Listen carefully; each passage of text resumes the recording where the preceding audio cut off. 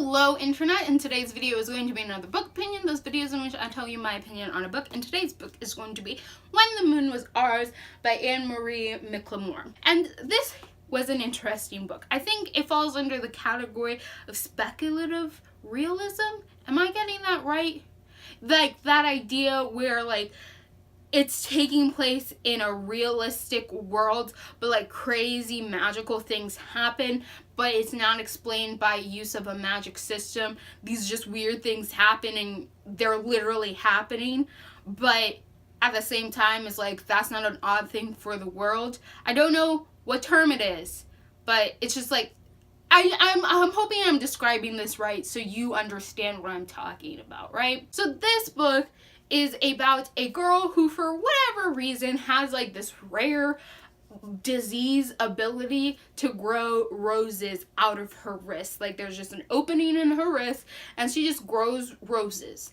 And one day she is confronted by these four sisters who are like rumored to be witches, and they want her roses, and she assumes they want her roses because they want power from it. Her roses supposedly can make people fall in love, and that is why these sisters want these roses. Now, this girl does not want to give up these roses, and she has to go through all of this. She also has this friend to become lover, this boy who has been friends with her ever since she appeared in the village, and he is a transgender boy. So we also have this struggle of him trying to accept who he really is, trying to accept that he is a boy and that this isn't going to change, and that he because he has internalized a lot of like what he believes his mother thinks and like all of these things that has to do with this culture and stuff like that, where he's not like set in it, even though he knows that's who he is.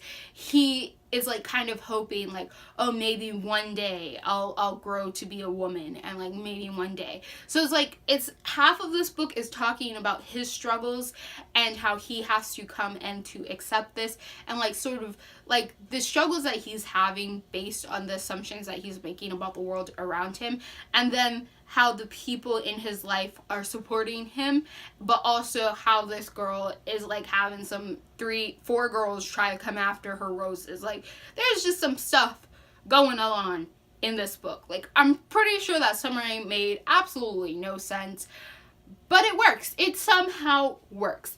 Now, I like this book in general. Like, I liked how it took the concepts. I liked how it had this girl trying to defend her friend and why she didn't want to give up these roses. I thought her backstory was interesting, like why she has a certain feeling about her roses and stuff like that. It got a little messy towards the end, in my opinion, on that plot line of like the roses and why the four sisters wanted them and everything like that. I think it sort of worked out, but it got into this weird realm where I was just like, is this stuff literally happening, or is this like a metaphorical thing? Like at one point towards the end, it's like glass is falling and raining from the sky, and I just stopped and I was like, is glass literally raining from the sky, or is this something metaphorical? But because of like the speculative nature of this book, it was a literal thing, but I was just never gonna get any real explanation as to why it had to rain glass. Like there was no Joker coming over Gotham just throwing glass shards. Like look that up. But there was none of that. Like this was just happening for some reasons. So there were some points when it followed along this storyline where I was just like, but there's no explanation. Like there like why did that happen again? Like for example, this girl at the beginning of the book is explained that she's found in this like one of those water container things that they set up above ground, whatever those, you know what I'm talking about, those things, and she is in that, and when they cut it down she spills out. But when you learn her backstory, I'm just like, how did she even get in there like in the first place? Is no one gonna explain why she ended up in there? Like was it some magic, like she just ended up in there at the end of the day? Like what is happening? Like there's some weird magical things that happen that are just never explained, and like you kind of have to take those in stride. But if you're willing to take those in stride and like this sort of weird, mysterious plot magic things in stride, you really do get this interesting story about this boy trying to accept who he is and really just be happy with the choices that he's making in life.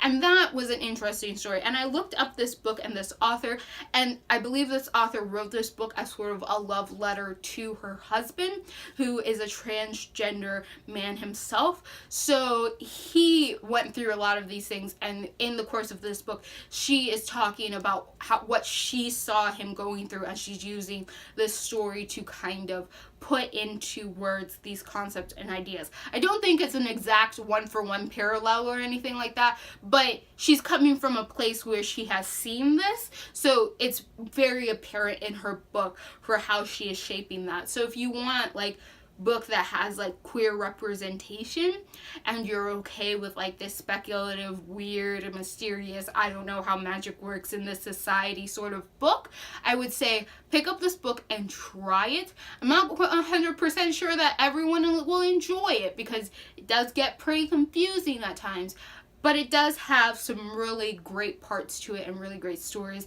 that I think makes it worthwhile at the end of the day. So When the Moon Was Ours was a really interesting read, because while I've read stories that follow along this like magic isn't really explained, the world isn't really explained storyline, I've never read one as intense as this, where I was just like, wait, what? Huh?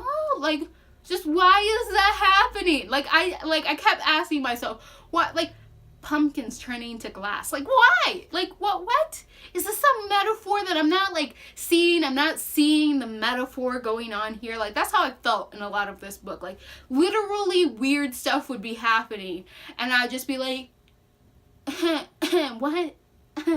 This must be some weird metaphor that I don't understand. And yeah, so that's like the one like weird thing about this book that I'm not going to say is a negative about it, but definitely something that is for the personal reader. Like it's going to depend on the individual whether or not they'll be able to take this in stride and enjoy the book, or whether or not they'll just like be like, nope, can't handle this. If you like what you're seeing here and you want to continue to see more, click on those bunnies down below, and goodbye, internet.